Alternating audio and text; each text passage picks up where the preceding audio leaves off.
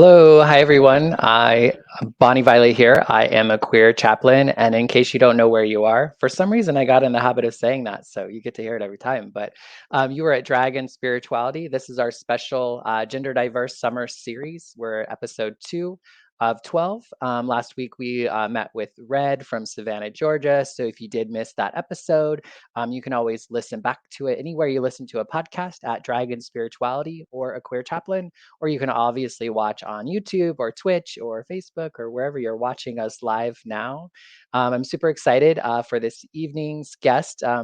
Our evening's guest is Angel, and they're in San Diego, California, and I'll bring her on in just a moment. But I do want to take a second to give a shout out to the Spiritual Drag Con, who is our official sponsor, host of this series. If you don't know what Spiritual Drag Con is, it's going to the first annual Drag Con, Spiritual Drag Con is going to take place this October the 7th through the 9th in Chicago. On October 1st, you'll see all the registration will open. We'll be looking to book drag artists and panelists. We're looking to provide a space to watch drag, spiritual drag performance, but also maybe a space for us to receive some sort of spiritual care. So it's going to be like a very diverse group of spiritual practitioners, from astrology and tarot to even Christian stuff, maybe Jewish, Buddhist, all that sort of stuff. Any really like religious and spiritual community that can hold us as the beautiful uh, drag artists that we are. And so I did also want to thank my Patreon members. I do have a Patreon that helps support the work of myself, Bonnie Violet, and a queer chaplain. So you'll see on the screen there's lots of folks to thank. If you want to support the work of a queer chaplain, you can go to my Patreon. You can find the link in the description. It's super, super helpful in kind of continuing my work. I always hate all this logistical stuff. I usually like kind of breeze through it. I've been wanting to get to a point where I just like click a button and play something that was already created and lovely, but haven't got there yet. I will put a little out there. If I am looking for folks to help support not only this production but future productions, so I am looking for folks who can edit and do all that sort of stuff. So reach out to me if you are interested. All right. To learn more about Spiritual Drag Con, you can go to spiritualdragcon.com. Again, it's October 7th through the 9th. Okay, I think we can really do this now and bring on a guest. All right, so she's been patiently waiting, and I'm super excited to bring to the screen Angel. Hey, Hi, love. buddy. How How are are you you doing? doing? I'm Good. good. I'm doing really well. So glad that you could join us this evening. You look amazing. Thank you. So do you. You look incredible. Thanks so much. And looks like hello from Transylvania, from Romania with love. So glad you could join us all the way from Transylvania. Hi. I know I was going to try to pronounce the name, but I feel like I might butcher it. So I I tend to get in my head when it comes to pronunciation. If I think about it too much, it ain't happening. Yeah, I don't either. I'm like, hello with love. For sure, for sure. So do you want to tell us a little bit about yourself? Kind of tell us where you're at and a little bit about yourself? Yeah, so my name is Angel. I currently live in San Diego, California. I've been doing drag about maybe 3 years. I've performed 3 times in the last couple months, so it's been finally time for me to step out of my comfort zone and start, putting my face out there. But usually bedroom like makeup and like attire never leaves the front door, never leaves my door. Um, but now I'm, really trying to step it up and go out into the scene, and I'm just a what is considered a baby queen, I guess. Yes, yes. That can be an exciting and kind of scary time of drag. It can be really fun to kind of be figuring out how to create, how to create yourself. Do you have a drag parent or family? I do have a drag mom. Her name is Maya Glitterzone. And I have Mm, a drag sister named Serenity. And she's the one who put me in drag, I think, First time I did it myself, and I was like, I look incredible. And then look at the photos, and there was no structure to the face. There was nothing. Yeah, Um, we all start somewhere. so yeah, so she put me in like full gig, like one of my first times, and she's always helped me like, putting down my wigs. If we go out, we just like she'll let me borrow her outfits or her heels or a corset. So yeah, she's my drag mom, Maya Glitter Zone. I love that name too. Yeah. Drag family is so important because, you know, drag can be really expensive. And also, there's just lots of little secrets that can be helpful and just kind of like, I don't know, making things a little bit easier. Definitely. I did want to ask a question, or I guess I usually get started with kind of hearing. I love to hear a little bit about folks like childhood, and so I'd love for you to tell me a little bit about like what life was like for you growing up as a little one, and maybe part of that is kind of frame it in if you had any sort of spirituality within your family or for yourself. Yeah. So I grew up in a small town called Potrero. It's more eastwards in the mountains. It's a very small town. There is a population, I think, of like 646. I last checked. Okay. Um, I grew up by myself. My parents would drive down on the weekends to San Diego, um, and we would attend church on Sundays. Would do kind of like mass, not traditional mass, Easter mass. Like we really didn't do like Christmas Eve or Christmas mass, but typically we would go almost every Sunday, and I never really fit in there. I was always squirming around. I remember just like tapping my toes or shaking my knees, and my mom would just like pinch me and she'd be like, "Calm down," and I'm like, "I don't want to be here." Oh. I just was like, I don't. It just didn't sit with me. And there's other kids who are just like sitting there proper dress night and just like were into it, and I was like, I'm not following this at all. This doesn't resonate with me. Even as a kid, I did like my communion out there, and I remember I had to like memorize all of the, I don't even know what they're called, like the poems, the prayers, and she just was like, "You need to learn them, or you're not gonna pass." And I just remember I like got, I'm a little scared of her, so Mm, I remember I like memorized them so fast, so quickly, and then the next day was like the actual communion and like the test, because there was a test mhm. apparently to get your communion, your first communion. And I remember I passed, and I was like, "Oh, Phew. I'm really good at memorizing," but it Mhm, wasn't like something that I was able to translate back to somebody else or really speak about. It was just pure memorization. Um, mhm, and it wasn't until I got like a little bit older where we went to a Christian um, a mass, and I remember her telling me, you are allowed to pick whatever religion you want. mm, And I was like, okay. And then I continued to kind of grow up, keep that in mind. And then I was like, I don't believe in religion.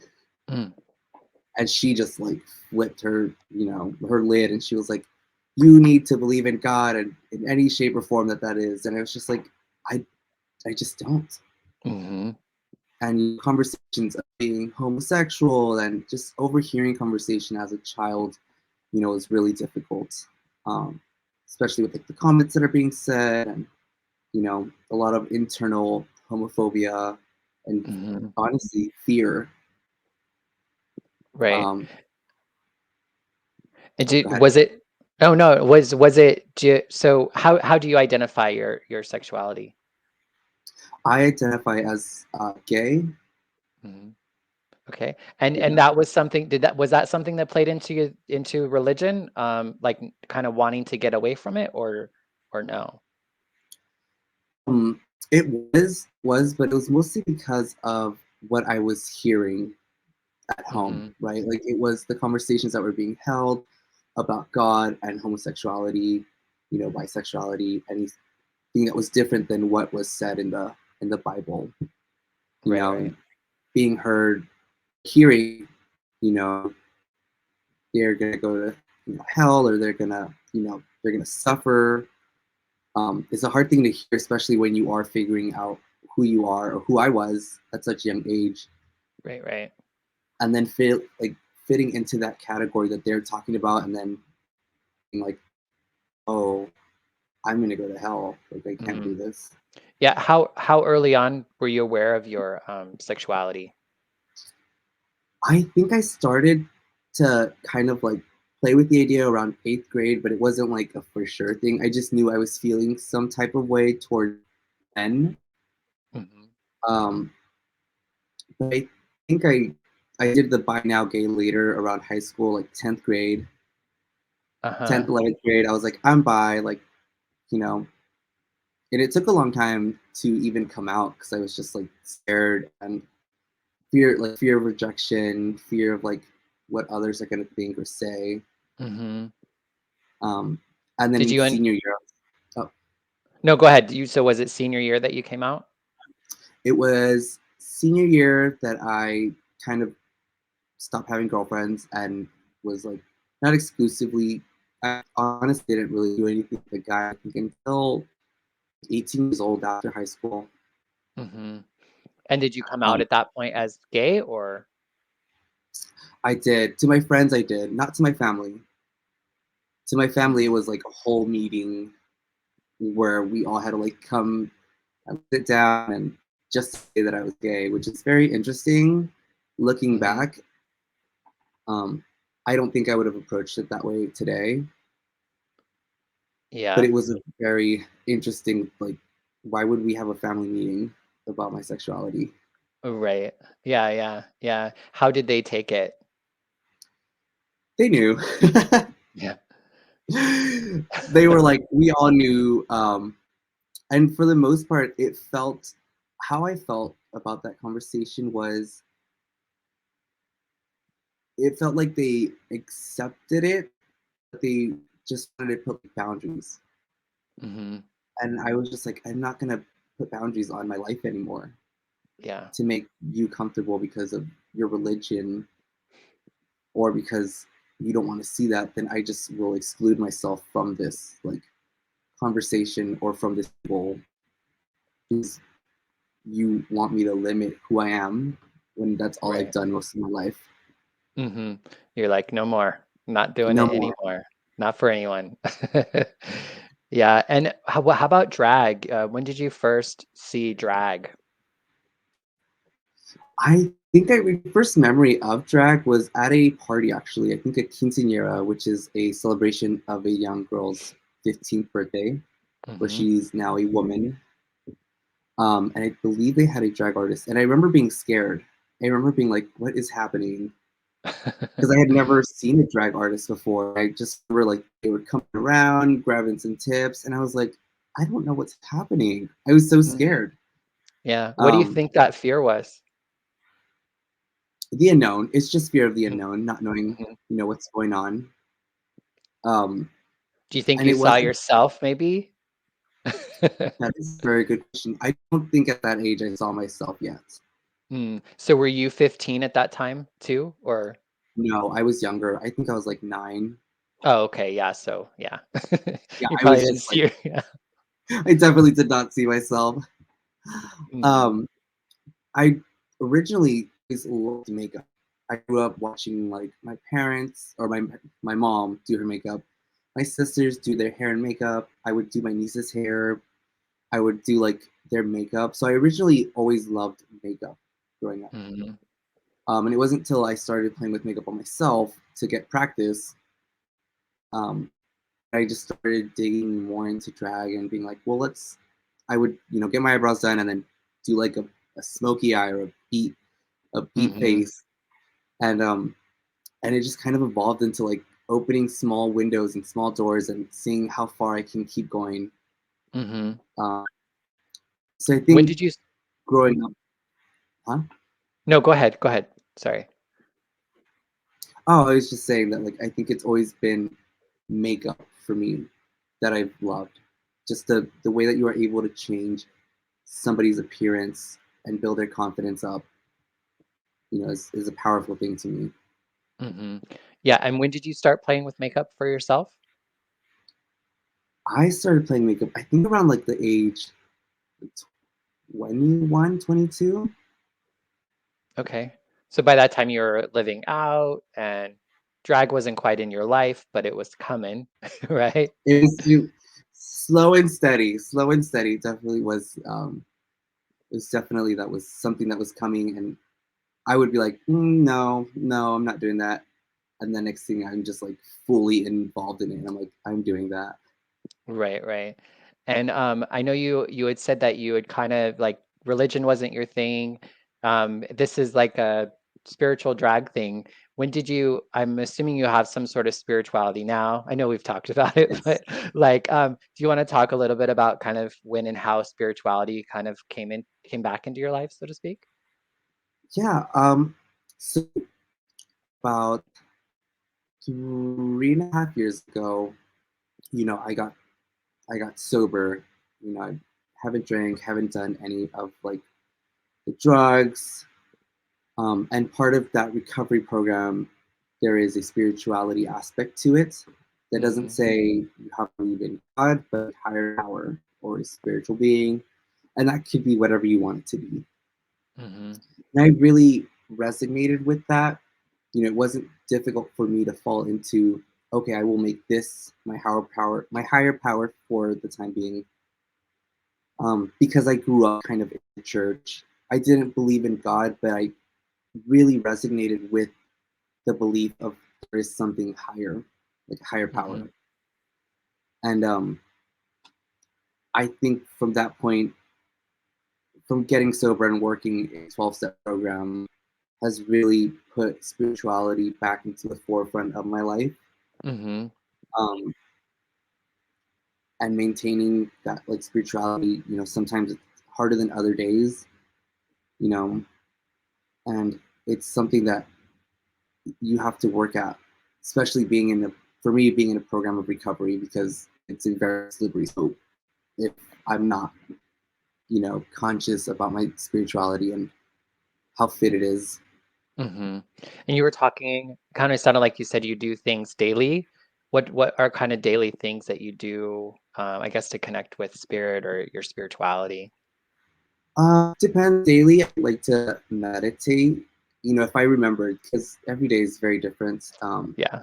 But typically, meditating is a good way to just ground myself for the morning because I wake up and I'm full blown like panicked, like what do I have Mm-hmm. to get done. But I one of my one of the tricks that they taught me was to just meditate, just kind of lay there, pray, and just kind of ask for to have a good day, to have a day to help others, um, and just kind of like just let go of like worries and insecurities, and saying the Serenity Prayer. Mm-hmm. And so it's little things like that where it's just like there's small little gratitude list. Mm-hmm. Yeah. Rodney, I was going to bring up a comment. Rodney says, I love the idea that playing with gender roles opens our hearts up as a spiritual practice. Clearly, it can result in self-acceptance and love. This is a great discussion. Thanks for having it. Thank you, Rodney. Yeah. Yeah. I mean, a lot of folks I've talked to in the past kind of talk about how I remember most recently Bobby Friday was talking about how like the act of getting into makeup and kind of putting on the look and the music and the ritual of it all is very meditative and can often sometimes bring in some like I guess some awakening, if you will, or some aha shit. Like you can work through some shit. Well, putting on some makeup or whatever. Yeah, Has that been your experience? it's been my experience. Doing my makeup is more of like getting in the mood, getting in like the zone. I don't really like think about anything else. Like Hmm. for me, makeup is a form of just like therapy. Like I'm just self-soothing at this point. Hmm. Yeah. Um, and expressing like my femininity, expressing Mm. something that I've always hid. and was scared of because I didn't want to be labeled. I didn't want to have somebody say a negative remark about me. Hmm. And how does drag play into your recovery? It's a really That's a really good question because a lot of times I get the question of like, how do you navigate that in nightlife scene, right? Hmm. Because in the nightlife scene, there's a lot of drinking. There's a lot of, I believe somebody had mentioned it before that like drag queens are essentially just selling liquor. They're helping navigate the Mm, sell of liquor. Um, and so being in recovery, it's kind of like playing a mission, doing a shot, but it's water, or just denying a shot when you're at a show that somebody's offering you. It's just kind of, and it's also sticking by with, who are sober and who also do drag. Like it's having a mhm. network of sober friends who also do drag. Yeah, yeah, there's definitely lots of sober people that are in drag, whether they get into drag afterwards or they need they need to get sober to continue to do drag, for sure. Yeah, which is a lot of why I wanted to have this conversation with other drag artists is really to show people that, there's and doing performance in a bar and like that, like I get life from all of that. I enjoy it and I think it's great and it's worthy, but there's so many ways that drag can be expressed and so many outcomes and results that can come from us, putting on a face and going out in the world. Yeah, that's What would definitely. you what would you say has surprised you most about drag and how it's kind of impacted you or the people around you? What surprises me the most is I think just how I feel. Like I I feel empowered almost. I feel like the things I wasn't confident about as Isaac, I am confident about as Angel. Mhm. And help build a bridge to bring that confidence to Isaac outside of drag. Mhm. It, Because that God, I was gonna say what specifically or what specifically kind of has Angel, I guess, had what in what specific ways? Can you talk a little bit more in detail about that? yeah, so like body positivity, like I've always kind of been really scared and like kind of um wary about like my weight. And Mm-hmm. I've always just been like I have to wear jackets, I have to hide myself, I have to diminish and look smaller than I am. And in drag, you kind of have to do the opposite. You have to add padding, add breast, make yourself this figure. Um, and it's just allowed me to like express my body without doing too much and being able to Mm-hmm. accept my body and loving my body for what it can do and what it can do. And it allows me to express that love as well to Isaac, that he can feel Mm-hmm. confident and just say, I'm gonna wear a tank top and like I'm gonna feel good in it instead of feeling scared. And vice versa. Isaac has a confidence of talking to strangers and going up to people and being friendly that Angel doesn't have. Mm. And so trying to build a bridge between bringing that confidence of charisma and being able to speak to people out of drag into drag, because in drag, there's a lot of maneuvering and connecting dots and trying to connect bridges to bring like Mm-hmm. the full combination. Yeah. Yeah, I mean, yeah, I think drag can open up so many doors. And I know like I've oftentimes, and I know you're a baby drag. I think that's a self-identified baby drag. And so, like, have you noticed, and it sounds like you've talked about a difference between kind of like Angel versus Isaac. How do you manage that? Or do you like do you have to like be very specifically one or the other, or is it blurred for you? In terms of like gender, Gender, or yeah, that sure. um, for a long time, it's pretty blurred for me. Um, for a long time, there was a period where I thought, because of how confident I felt as Angel and how good I felt in being Angel, that I could be trans. or non-binary. I identify as non-binary, Mhm. but it was kind of like I was really through like a world kind of in my head a lot about who I was as a person, whether I was a male presenting who does drag or non-binary, or am I trans? Do I is this something that I want to explore? And it was something that really haunted me for a really long. There's still days where I'm like I would feel so much more confident being a woman Mm. because I feel that confidence as Angel, and it opens that door of being like, is this something that I want, or is this a bridge that I'm trying to connect the two just to bring to Mhm. Isaac? Yeah. And so it's a little bit blurred. Like some of the clothes I'll wear as Angel, I'll wear as Isaac. Isaac will wear some Angels. It's all just blurred for me. That's why it's more them, they, sure, non-binary, but it all just the spectrum gets so overwhelming at times because it just depends on the day as well.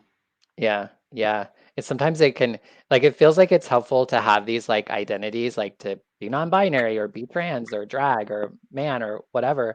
And I think sometimes it can feel like it can be a little limiting. And I know for me, I think when I used to be see myself as a gay man and live as a gay man, I had my own kind of issues that even doing drag was like a thing, which was like it took me a while to do drag. And I think part of that was my own internalized transphobia. And then it was like once I started doing drag, then I very similar experience where I was like, one, I was a very vulnerable thing for me. I felt like really raw. And then two, I never like everyone talked or lots of people often talked about how they were wanted to get out. They were like they wanted to get out of drag as soon as the show was done or whatever. And I was not me. I want to go out on the town. I want to sleep in this. Like I want to wake up in the morning and be like this. So yeah, I think for me it was definitely like I was like, "Oh, I think there's I don't know, I just felt better." And over time I feel like I'm a little more, like I don't know the difference between Bonnie Violet in drag and Bonnie Violet in her day-to-day life, which um but it took me a while to kind of get there Yeah. for sure. Um so so what is your what's your favorite thing to do in drag? I know you're figuring it out. My favorite thing to do in drag is I will have my roommates help me pin my hair all the way around, and Mhm. I I'm a hair flipper. I love to just be in the Mm, street just flipping my hair. I don't know nice. what it is. There's something about hair. Especially out of drag, I love my hair. Mhm. And so being able to express having long hair in drag in a wig, like, is my dream. Like I want this hair every day. Every day. Yeah. Just there's something about long hair and just like flipping it up and down and being able to just play around with it is pretty like incredible. Yeah, for sure. Someone popped in and they said they're here just for a bit. For whatever reason, it's not telling us who you are. So, Facebook user, so glad you could join us for a bit. For folks who are listening and who are here with us, feel free to ask any questions of Angel.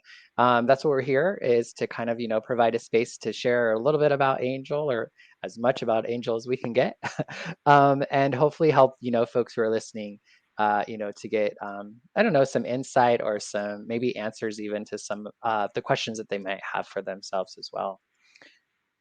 Um, so I was I'm like, where can we go from here? Normally I'm like, all good to go. Is there anything that you wanted to speak about that we haven't spoke about yet, or any questions in general? Yeah, how's your experience been? I'd love to hear, your experience with, you know, your spiritual experience with drag and things like that. Hmm. Yeah, I mean, I too got into drag through recovery, or I don't know that. Did you do drag before recovery? I felt I like it was like played after. around and I Okay, you like dabbled my in it a little toe bit. ed. Yeah. Yeah, so I didn't do well, I did drag when I was like 20. But I like really struggled with, I'm 43 now. So when I was 20, like I did drag a little bit and I was like, but it was too internalized, like transphobic stuff. And then like when I got into recovery and I moved to San Francisco, in San Francisco, they have like a monthly show where they raise money for the recovery community. And they have drag artists. And a friend of mine had passed away. Another friend of mine had passed away to like suicide slash meth, like drug stuff, which and he was a beautiful, beautiful drag queen. And I'd always just kind of had this want to do it, but also like just, looked up to him. And so I finally just was like, you know what, I'm just gonna fucking do it. And so I called the I don't know, the queen of the time and was like, hey girl, can you put me in the show? And she's like, yeah. And I was like, oh fuck, what did I do? And so like 7 days later, I was like doing drag to Kesha's song Praying. And I was horrible, but it was also like just such a liberating, scary, terrifying, like awesome experience. And I haven't stopped since. It's probably that would have been about almost right exactly 4 or 5 years ago now. So yeah, it's been a lot. Rodney has maybe a question or comment. Rodney says, Angel or Bonnie, how does drag or the trans experience help you to fight against the religious damage done in your younger days? Hmm, it's a good That's a question. really I'll good leave it up there. question. Do you have a response to that? Um, just an immediate response I have that comes to mind right away is just drag has been able to kind of open up doors that I had shut down as a little kid. And what helps a lot for me is being able to be in drag and think about that little boy Mm-hmm. who was scared, who didn't know who he was, who was in the mountains with nobody else essentially, and just caring for him and letting him know that like this isn't gonna be something that you have to experience forever. And just one of the most beautiful things I learned was caring for your younger self as an Mm, adult and yeah. unteaching lessons that been taught you or that your parents have taught you, because at the end of the day we're still that little person, that kid inside in our Mm-hmm. hearts. And just visiting them and letting them know. And it's essentially for me what it does is that it helps me release that like hurt or damage into the world, just let it go Mm-hmm. and no longer hold on to it. Yeah, definitely. Yeah, I think the thing that came up for me is like I grew up, I was very into church. Like I loved it. I know you didn't care for it, but I loved it. And then but I realized I was queer a little bit later in life. And then once my queerness didn't match the religion that I was raised in, I felt like removed from not only church, but actually God. And so then I felt like I had to live this godless or like spiritless life, which was like kind of bullshit. And I got life through drugs and alcohol for a while. And then drugs and alcohol, started to kind of take over my life. And then for me, I was able to get into recovery as well. And I actually saw that queer people existed and they could have God and spirituality in their life, which I didn't think those two things could happen together. And so I think for me then being able to get sober, start to invite God into my life, then that eventually let me find drag and then eventually being trans, like living into my trans identity. And I label my transness as a spiritual experience. Like my living my life as a trans person is a direct result of my connection and my continued seeking and reaching toward like God, or the thing I sometimes call God but struggle to, that thing within me. I feel like my transness and my femininity and all of this is like me taking my insides and like putting it on the outside. And so to me, like being trans is like spiritual as fuck.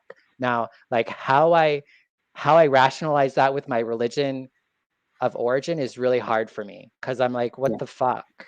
But um, spirituality is a big part, and me living into my transness, as difficult and challenging as it is to be in the world sometimes, um, it's where God, I don't know, it's where I can feel held and continually created, continually a creation of the divine. Yeah. Rodney says, yes, yes, preach, preach. And then the other Facebook user, I wish I could see your face, but I'm so glad you're here. Hun, that's truly being a part of God. Yeah. Yeah, I sometimes struggle with the God word. And I do spiritual shit all the time. And like sometimes I use God and it feels good, and other times I use God and and I think for me, I just want people to not, I don't know. I don't know. What are your, I guess, yeah. I On feel the like you want to word. say something. I just feel like you want to add something. Oh no, I was really moved by what you were saying. Um, Mm, but yeah, the word is, it's case by case. Everybody, it's like respecting one's. There's so many genders that you can identify with, or non-binary where you're fluid. But it's one of those things where it's case by case, where it's you would prefer. Example A would be preferred to be called, you know, would prefer, and somebody else who might be presenting a similar way might want to be called something else. right. And it's just the respect of knowing who is who, right? You don't have to learn the ABCs. It's just understanding and respecting that person's, pronouns, as well as Hmm. respecting if you want to use the word God or spiritual, or Yeah. having spirituality. Yeah, Hmm. Yeah, I totally hear that. Yeah, I mean, I feel like oftentimes it's like I know I've had an experience with myself and with others, and like I've connected with that thing I sometimes call God or that spirit or whatever. So it's like I know what it is and I've experienced it. Now to fucking talk about it, that's a whole another thing. And language is yeah, such, it's such we all hear things and understand things differently. And I think I loved what you talked about, like just trying to like believe people when they tell you who they are and address them how they want you to address them versus, trying to, I mean, I feel like that's all we really need to do. yeah. Um, not sure why you can't see. I'm not sure not sure why you can't see. Oh, why we can't see your photo. I know. I don't know what that's about. Oh, Maybe you because the word, have maybe you have some privacy settings or what up. This is like a public forum, so maybe like because you have it like not or like more private, that might be what's happening. But I'm glad that you're here yeah. Thank you so and much for being here. participating with us. So we are like running around. Yeah, so they said right. That's exactly what's happening. So um, I'm sure when we look, maybe when we look in real life, we can see it, but while we're live here, we're not going to. So we're coming into about like the last 5 or 6 minutes of the. Oh, it's my friend Jerry. Hey, Jerry. Hi, Jerry. Yeah, we're getting into like the last 5 minutes or so, and so I really wanted to. I want to give you an opportunity to speak about something that maybe you haven't spoke about yet, or that you'd like to talk about. Oh, um, no, I don't have anything. Ah, Okay. you put me on the spot. You put me on the spot. I was like, I'm very well with questions. I do well self like, self navigating. I'm like, ooh, I'm not. I don't know where to Right, go from right. here. Well, I always want to, I do feel, I feel like we covered a lot of bases. I think I felt like we heard a lot about your drag experience and sexuality and gender and all of that. So that's really kind of my hope. I know it's hard to cover everything in like 45 minutes, but um, as Rodney says, so awesome. Blessings to you both. So thanks Thank so you, much for Rodney. joining us, Rodney. And thank you so much, Angel, for joining. I know that life sometimes can be challenging, and I really appreciate you taking the time to be here today and to show up on this platform and just, kind of share a bit of yourself, and to be able to talk about dragon spirituality. Thank you. Thank you so much for having me. For sure. And so if folks would like to, how can folks connect with you if you want them to? Oh, yeah, they definitely can. If I have a drag Instagram that is Angel1, TheAngelOne. I'm going to put it up on the screen right now, and you should be able to also find it in the description as well. Please, yeah, do check out Angel, send her love and support. And I hope that we get to like meet IRL, like in real life sometime. Yeah, That would be really yeah, cool to definitely. do for sure. All right, well, I think I'm going to let you go. And just for folks who are listening, join us next week. As I mentioned, this is 2 of 12. So next week will be week 3. It'll be the same time, same channel, if you're watching us live. And we'll be joined by Lady Shalene. Shalene, there's that pronunciation thing that I do, but she's a lady and she's in Palm Springs. Actually, she's in 29 Palms. She was in Palm Springs. Oh, TMI, I know, too much information. But anyway, check out the links in the description and you can learn a little bit more about her. And we look forward to seeing you all next week. Take care and have a good night. Bye bye, everybody. bye. Uh, there we go. Would be the end broadcast.